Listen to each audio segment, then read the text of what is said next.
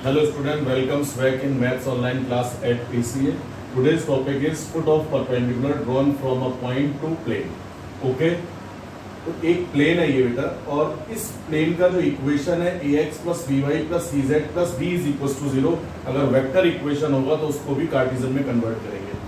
और इस एक कोई पॉइंट है ये x1, y1, z1, इस पॉइंट से इस प्लेन पर ये परपेंडिकुलर ड्रॉ किया गया। तो जो परपेंडिकुलर है वो प्लेन से इस क्यू पर जाकर मिल रहा है। ओके, तो क्यू से जब यहाँ पर मीटिंग पॉइंट क्या हो गया दोनों का क्यू, तो इस Q he foot of perpendicular होगा। क्यू क्या होगा बेटा? Foot of perpendicular. Foot of perpendicular इस क्यू का कोऑर्डिनेट फाइंड करना है। फिर इस परपेंडिकुलर का लेंथ भी अगर फाइंड करें तो अगर क्यू का कोऑर्डिनेट मिल चुका हो अपन को और पी का हम जानते होंगे पहले से गिवन होगा, तो पी क्यू का लेंथ डिस्टेंस फॉर्मूले से फाइंड कर सकते हैं ना। तो फुट ऑफ परपेंडिकुलर के लिए लेट कर लेंगे कि जो फुट ऑफ परपेंडिकुलर है वो alpha comma beta comma gamma है। क्लियर? क्लियर बेटा? तो यहां पर लेट कर लेंगे कि let foot of perpendicular which drawn from P x1, y1, z1 to plane ax plus by plus cz plus d is equals to 0 is equals to q alpha beta gamma. Okay, एक second बेटा, यहां Q alpha beta gamma. Okay, तो सबसे पहला काम क्या करेंगे बेटा? पी क्यू को ज्वाइन कराया और इस ज्वाइन कराने वाले लाइन सेगमेंट का डायरेक्शन रेशियो फाइंड करेंगे। तो स्टेप फर्स्ट में क्या करोगे? Direction ratio of P Q.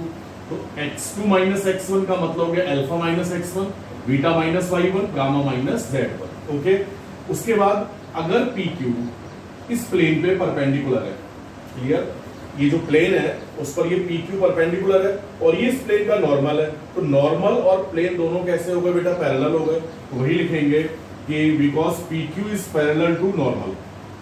Clear? अगर PQ परपेंडिकुलर है, एक इस लाइन थोड़ा सा और चेंज कर लो, इसको यूं लिख लें कि इफ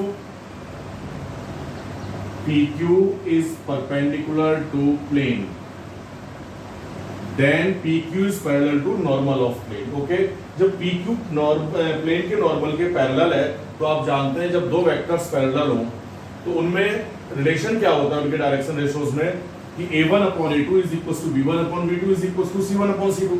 तो यहाँ पर इस नॉर्मल के जो डायरेक्शन रेशियो है वो a b c है, जबकि PQ के डायरेक्शन रेशियो ये फाइंड कर चुके हैं अपन। तो वैल्यू पुट करेंगे इसको a1 b1 c1, जबकि इसको a2 b2 c2 लेट कर दें। तो alpha minus x1 upon a, beta minus y1 upon b, gamma minus z1 upon c, और इसको k लेट कर लेंगे। ओके, इन दोनों को सॉल्व करेंगे तो अल्फा की वैल्यू मिलेगी अपन को x1 प्लस k, बीटा की value y1 plus kb, gamma की वैल्यू z1 प्लस kc। तो q alpha comma beta comma gamma in term of k क्या हो जाएगा? x1 plus k, y1 plus kb, z1 plus kc।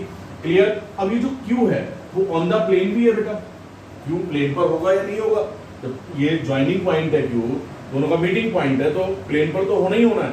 तो because q on the plane, so coordinate of q will be satisfy the equation of plane. तो जो q के coordinate होंगे वो plane के इक्वेशन को सेटिस्फाई करेंगे। सेटिस्फाई करने से मतलब होता है बेटा कि x की जगह x की वैल्यू पुट करेंगे, y की जगह y कोऑर्डिनेट, z की जगह z कोऑर्डिनेट पुट करें और दोनों साइड इक्वल होनी चाहिए। तो आप इस इक्वेशन प्लेन के इक्वेशन को इस q के कोऑर्डिनेट से सेटिस्फाई कराएंगे। तो x की जगह x1 प्लस k, y की value y1 plus kb, z की value z1 plus kc put करेंगे और फिर इसको सॉल्व करेंगे तो k की वैल्यू मिलेगी अपन को। क्लियर? ये जो k की वैल्यू आएगी, इस k की वैल्यू को वापस यहीं पुट करेंगे q में, तो q का कोऑर्डिनेट आएगा, put value of k in q, then coordinate of q is equal to this is equal to this. Solve हो गया, कुछ ना कुछ कोऑर्डिनेट मिलेंगे, तो यही फुट ऑफ परपेंडिकुलर है। अब लेंथ ऑफ परपेंडिकुलर चाहिए, तो लेंथ ऑफ परपेंडिकुलर के लिए डिस्टेंस फार्मूला यूज करेंगे। ये x1 y1 z1, इसको x2 y2 z2 ऐड करोगे तो रूट जानते हैं डिस्टेंस फार्मूला क्या है? रूट x1 माइनस x2 का square plus y1 minus y2 का whole square plus z1 minus z2 का होल स्क्वायर, जो भी वैल्यू आएगी यूनिट q लिखेंगे। ओके बेटा, तो इस तरह से foot of perpendicular and length of perpendicular find कर सकते हैं। एग्जांपल देखेंगे और एक बात जरूर याद रखोगे कि अगर ये वेक्टर इक्वेशन है, अगर वेक्टर इक्वेशन है तो उसको कार्टेशियन इक्वेशन में कन्वर्ट करेंगे। एग्जांपल देखेंगे तो थोड़ा सा क्लियर होगा। तो एक एग्जांपल देखते हैं बेटा। तो एग्जांपल है बेटा कि ये कोई प्लेन है जिसका Cartesian equation 2x + 3y + z - 5 = 0, और ये कोई पॉइंट है P - 1, 2, 3। इस P से इस पे जो परपेंडिकुलर ड्रॉ किया गया, उस परपेंडिकुलर का फुट का कोऑर्डिनेट अपन को चाहिए, ये फुट ऑफ परपेंडिकुलर चाहिए। क्लियर? तो फिर वही लेट कर देंगे, let foot of perpendicular Q = alpha beta gamma. जो आपको मेथड बताया था उस मेथड को देखते जाएंगे और एक एक स्टेप वही लिखेंगे। ठीक है? उसके बाद डायरेक्शन रेशियोज ऑफ PQ तो जानते हैं बेटा, अल्फा -1 तो माइनस माइनस +1 हो चुका होगा, beta -2, gamma -3। Clear? If PQ is perpendicular to plane, then PQ is parallel to normal, then A1/A2 is equals to B1/B2 is equals to C1/C2. A1B1 C1 and A2B2 C2 is the direction ratio of normal 2, 3 and 1। तो value put करेंगे बेटा, alpha +1/2, beta -2/3, gamma -3/1। Topic में जो लिखाया गया उसको देखते चलेंगे आप। Is equals to K let कर दोगे, दोनों को सॉल्व करेंगे तो alpha is equal to this, beta is equal to this and gamma is equal to this. Then coordinate of Q in term of K, Q alpha beta gamma is equal to -1 + 2K, 2 + 3K, 3 + K। Okay, अब Q plane पर है तो plane की equation को satisfy करेंगे, तो on satisfying equation of plane, तो x y z की वैल्यू पुट करेंगे, यहाँ सॉल्व करोगे K की वैल्यू 1/14 आ चुकी होगी, hence coordinate of Q is equal to this, Q की वैल्यू यहाँ पुट कर दोगे, सॉल्व होकर आंसर आ जाएगा -6/7, 31/14, 43/40। क्लियर? अब क्वेश्चन में प्लेन का इक्वेशन चेंज हो सकता है, ये पॉइंट चेंज हो सकता है, बट मेथड कहीं चेंज नहीं होना। फुट ऑफ परपेंडिकुलर, हाँ अगर लेंथ पूछा गया होता तो डिस्टेंस फार्मूला यूज कर देते अपन। वेक्टर इक्वेशन होता तो पहले वेक्टर इक्वेशन को कार्टेशियन इक्वेशन में कन्वर्ट करते, फिर यही मेथड अप्लाई करते। हो सकता है ये पॉइंट ओरिजिन होता तो और ज्यादा आसान हो चुका होता, मेथड कहीं चेंज नहीं होना है, मेथड यही अप्लाई करेंगे। क्लियर? एक बात और, अगर बेटा केवल आपसे लेंथ ऑफ परपेंडिकुलर ही पूछा जाए, फुट ऑफ परपेंडिकुलर ना पूछा जाए, अगर फुट ऑफ परपेंडिकुलर फाइंड करने को बोलता है तो ये मेथड अप्लाई करोगे।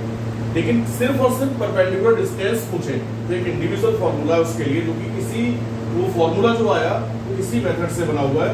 मैंने लिख रखा है यहाँ पर, distance of a point from a plane. तो ये कोई प्लेन है जिसका vector equation r.n is equal to q, Cartesian equation ax + by + cz + d is equal to 0। कोई पॉइंट है जहां से परपेंडिकुलर ड्रॉ करना है, उसका पोजीशन वेक्टर a और या कोऑर्डिनेट बोल दे तो x1 y1 z1। क्लियर? इस P से परपेंडिकुलर ड्रॉ किया, सबसे पहले जो वेक्टर इक्वेशन है उसको r.n, q को एक साइड ले आएंगे, r.n - q is equal to 0 इस फॉर्म में लिखेंगे।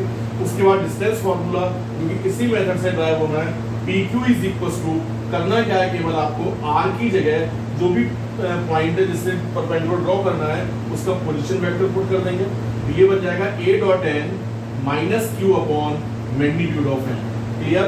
सॉल्व होकर यूनिट मोड बंद कर रखेंगे, क्यों? पॉजिटिव वैल्यू आनी चाहिए। तो इस परपेंडिकुलर डिस्टेंस का फार्मूला क्या हो गया, r की जगह जो भी पॉइंट है उसका position vector a.n - q magnitude of n। और अगर यही कार्टेशियन फॉर्म होता तो कार्टेशियन फॉर्म में a से मतलब हो जाता बेटा x1 y y1 j z1 के, n होता क्या ai + bj + ck, तो डॉट प्रोडक्ट अपन करते तो ये आ जाता है ax1 + by1 + cz1 + d। यानी कहने का मतलब है x y z की जगह x1 y1 z1 पुट कर दिया, ऐसे याद रखोगे आप। तो ax1 + by1 + cz1 + d upon √n का मैग्नीट्यूड, यानी √a² + b² + c²। Value put करनी है, केवल कुछ नहीं करना। ओके, अब distance between two parallel plane, दो पैरेलल प्लेन्स हैं उनका डिस्टेंस चाहिए, तो पैरेलल प्लेन इक्वेशन देखते ही अपन को पता चल जाएगा कि अगर दो प्लेन पैरेलल हैं तो उनकी जो डायरेक्शन जो नॉर्मल होंगे, नॉर्मल पैरेलल होने चाहिए और नॉर्मल के डायरेक्शन रेशियो प्रोपोर्शनल होने चाहिए, या कह दें कि एक जैसे होने चाहिए दोनों में। तो ये दो इक्वेशन है प्लेन के, ax + by + cz + d1 is equal to 0, तो दूसरा ax + by + cz + d2 equal to 0। यानी डायरेक्शन रेशियो दोनों में सेम है ना नॉर्मल के, केवल इस कांस्टेंट जो कांस्टेंट दे रखा है इसमें डिफरेंस होगा। तो distance between first and second,